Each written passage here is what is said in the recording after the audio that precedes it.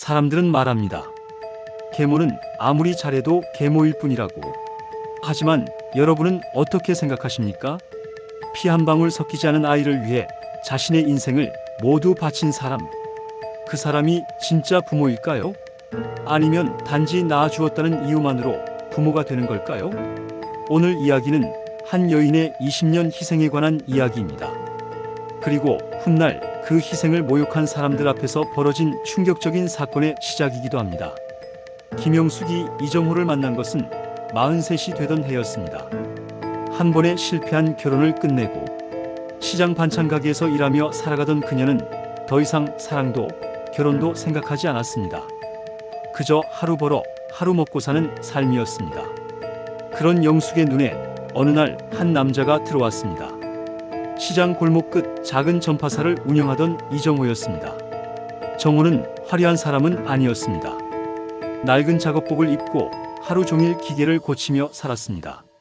하지만 사람을 대하는 따뜻함이 있었습니다. 비 오는 날이면 말없이 영숙의 가게 천막을 고쳐주었고 무거운 짐을 보면 먼저 들어주었습니다. 그렇게 시작된 인연은 결혼으로 이어졌습니다. 하지만 정호에게는 12살 아들 민수가 있었습니다. 민수의 어머니는 병으로 세상을 떠난 지 2년이 지난 상태였습니다. 처음 민수를 만난 날, 영숙은 조심스럽게 인사를 건넸습니다. 안녕, 민수야. 그러나 민수는 그녀를 쳐다보지도 않았습니다. 저한테 잘해주지 마세요. 왜? 아줌마는 우리 엄마 아니잖아요. 순간 영숙은 가슴이 철렁 내려앉았습니다. 하지만 화를 내지도 억지로 웃지도 않았습니다. 그래, 나는 내 엄마 아니야.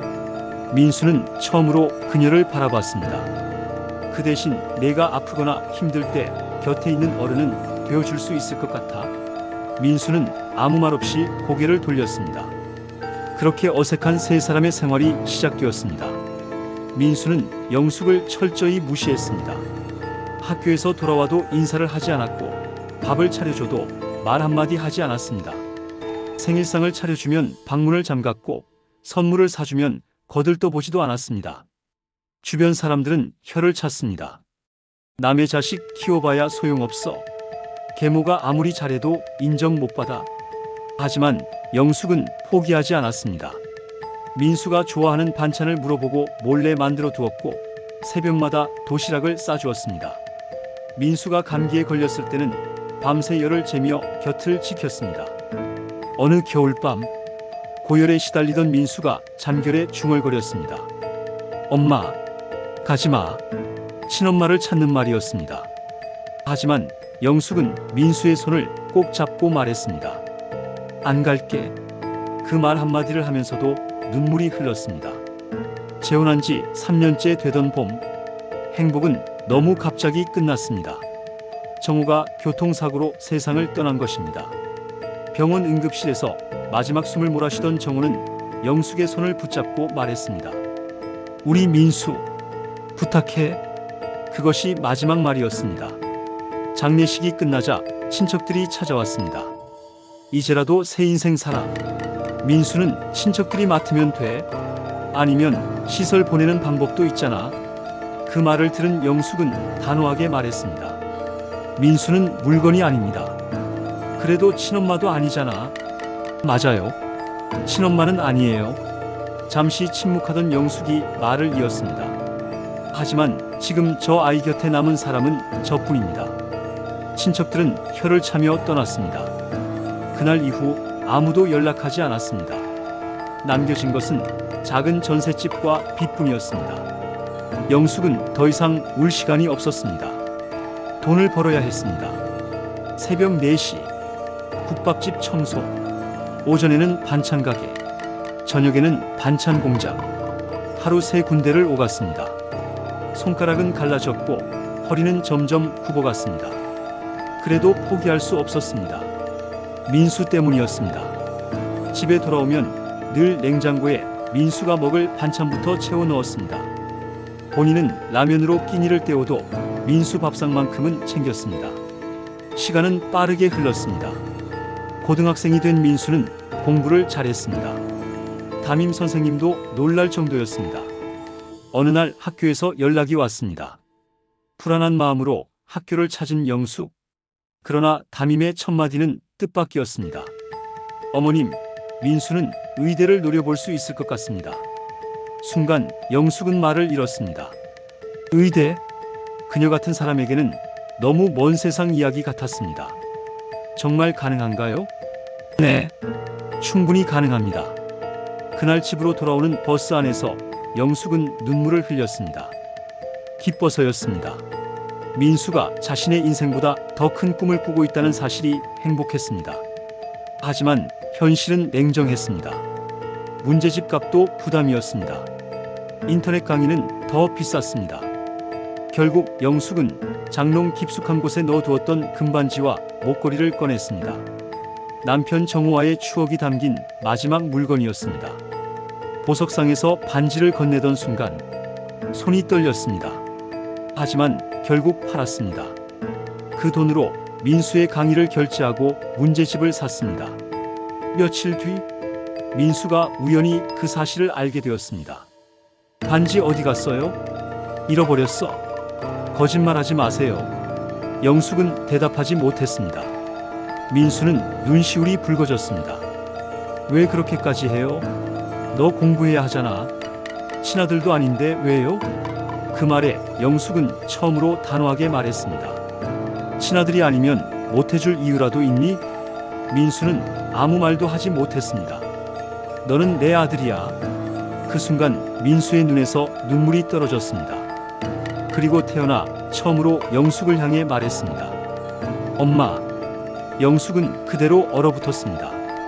꿈인지 현실인지 알 수 없었습니다.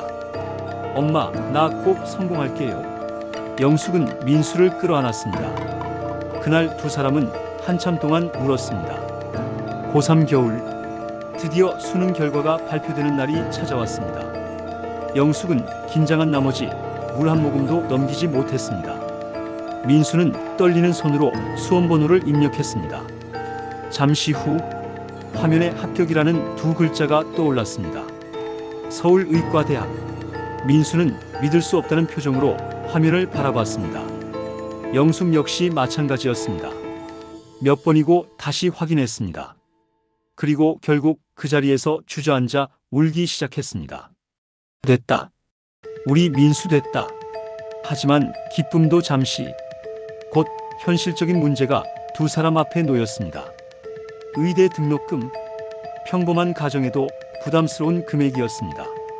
하물며 하루 세 군데를 전전하며 살아가는 영숙에게는 하늘 같은 돈이었습니다.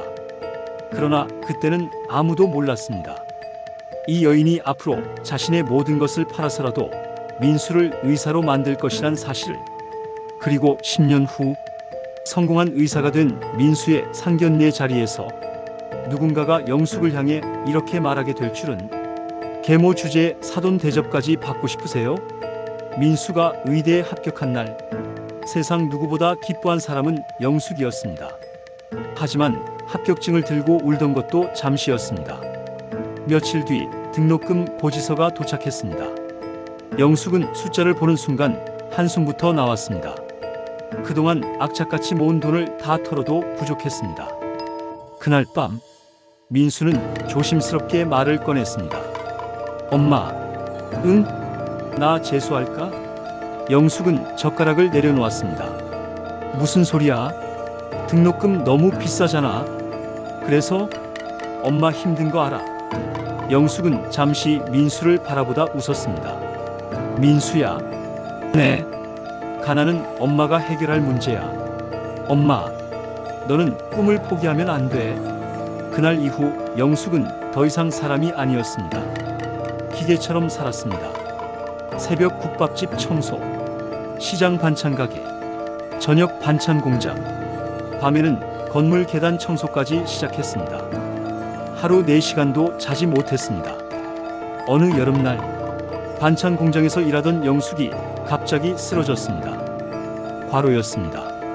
병원에서는 입원을 권했습니다. 당분간 쉬셔야 합니다. 하지만 영숙은 다음날 병원 복도에서 퇴원서를 썼습니다. 민수 등록금 납부일이 다가오고 있었기 때문입니다. 시간은 빠르게 흘렀습니다. 민수는 의대를 졸업했고 대학병원 인턴이 되었습니다. 그날 졸업식, 영숙은 가장 아끼던 정장을 입었습니다. 10년 넘게 입은 옷이라 팔꿈치 부분이 해져 있었습니다. 그래도 그녀에겐 가장 좋은 옷이었습니다. 졸업식이 끝난 뒤 민수는 갑자기 사람들 앞에서 무릎을 꿇었습니다. 민수야. 주변 사람들이 모두 놀랐습니다. 민수는 눈물을 흘리며 말했습니다. 엄마, 왜 이래? 엄마 아니었으면 저 여기 못 왔어요. 일어나. 평생 갚아도 못 갚을 은혜예요. 그리고 큰 절을 올렸습니다. 졸업식장은 순식간에 눈물바다가 되었습니다. 영숙은 아들을 끌어안고 한참을 울었습니다. 몇 년 뒤 민수는 대학병원 외과 전문의가 되었습니다. 그리고 사랑하는 여자를 만났습니다. 이름은 서연. 밝고 따뜻한 사람이었습니다. 영숙도 첫눈에 마음에 들었습니다. 서연 역시 영숙을 친어머니처럼 대했습니다. 문제는 서연의 어머니 최정숙이었습니다. 처음 인사를 하던 날, 정숙은 영숙을 위아래로 훑어봤습니다. 낡은 가방, 검소한 옷차림, 그리고 계모라는 사실. 그 모든 것이 마음에 들지 않았습니다. 그날 집으로 돌아간 정숙은 남편에게 말했습니다. 솔직히 마음에 안 들어. 뭐가? 계모잖아. 그게 무슨 상관이야. 그래도 찝찝해. 남편은 한숨을 쉬었습니다. 사람을 봐야지. 하지만 정숙은 이미 편견에 사로잡혀 있었습니다. 드디어 상견례 날, 고급 한정식집. 두 가족이 마주 앉았습니다. 처음에는 분위기가 나쁘지 않았습니다. 그러나 식사가 중반쯤 지나자 정숙이 입을 열었습니다. 민수 어머님은 친어머니가 아니시라면서요? 순간 공기가 달라졌습니다. 영숙은 조용히 고개를 끄덕였습니다. 네. 아? 정숙은 의미심장하게 웃었습니다. 그래서 뭔가 느낌이 다르긴 했네요. 서연이 얼굴이 굳었습니다. 엄마, 왜? 그런 말씀은 사실이잖아. 잠시 후 정숙은 결국 선을 넘고 말았습니다. 와인잔을 내려놓으며 말했습니다. 솔직히 말씀드릴게요. 식당 안이 조용해졌습니다. 계모 주제에 사돈 대접까지 받고 싶으세요? 순간 시간이 멈춘 것 같았습니다. 영숙은 아무 말도 하지 못했습니다. 그동안 살면서 수없이 많은 모욕을 받아봤습니다. 남의 자식 키운다고 욕먹고, 미련하다고 욕먹고, 바보 같다고 욕먹고. 하지만 오늘은 달랐습니다. 아들의 행복을 위해 참고 또 참아왔는데 그 모든 세월이 한순간에 부정당하는 기분이었습니다. 정숙은 멈추지 않았습니다. 아무리 오래 키워도 남의 자식은 남의 자식이죠. 어머니, 서연이 소리쳤습니다. 하지만 이미 늦었습니다. 그 순간 민수가 천천히 자리에서 일어났습니다. 주먹은 떨리고 있었습니다. 눈은 충혈되어 있었습니다. 민수야. 영숙이 말렸습니다. 하지만 민수는 멈추지 않았습니다. 그리고 낮지만 떨리는 목소리로 말했습니다. 당신이. 식당 안 모든 사람이 민수를 바라봤습니다. 당신이 우리 엄마에 대해 뭘 압니까? 정숙은 당황했습니다. 아니, 나는 아무것도 모르잖아요. 민수의 목소리가 점점 커졌습니다. 제가 12살 때 아버지가 돌아가셨습니다. 친척들은 저를 시설에 보내자고 했습니다.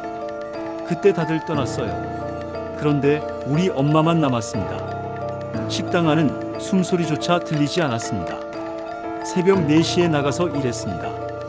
하루 4군데를 돌았습니다. 손가락이 다 갈라지고 허리가 망가질 때까지 일했습니다. 제가 의대 간다고 하니까 결혼 반지까지 팔았습니다. 민수는 울고 있었습니다. 친엄마도 못한 일을 한 사람입니다. 제가 아플 때 밤새 지켜주고 제가 포기하려고 할 때마다 꿈을 지켜준 사람입니다.